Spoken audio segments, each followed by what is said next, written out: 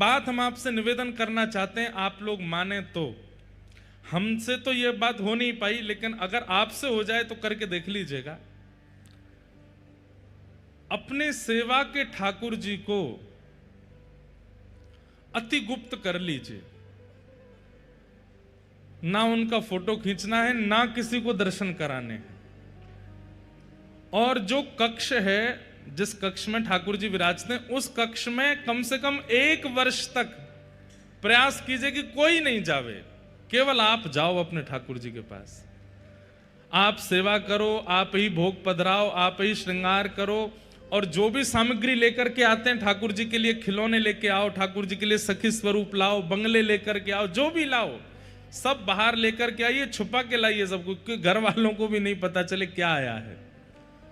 और 1 वर्ष तक अपने ठाकुर जी की आप सेवा बिल्कुल गुप्त रूप से कीजिए, गोपनीय रूप से कीजिए। ना उनकी फोटो कहीं डालिए, ना किसी को दिखाइए। घर के सदस्यों से भी कह दीजिए ये बाहर चित्र लगा हुआ है, इसी में दर्शन कर लो, भीतर नहीं आना है। हो सकता है कलेश भी हो जाए कई घरों में, लेकिन कोई बात नहीं, ठाकुर जी अगर प्रकट हो जाए तो कलेश सह लेना।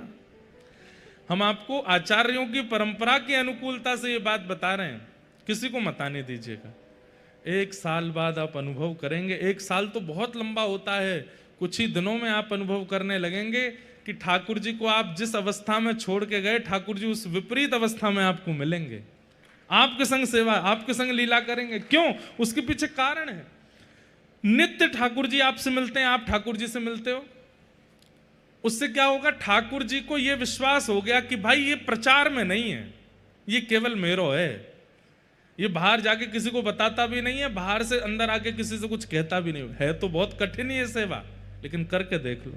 हम तो अपने लाल जी, हमारे बेचारे लाल जी तो सबके है गए, अब तो ये संभव नहीं, पर कभी ना कभी तो अवसर मिलेगा, हम करेंगे।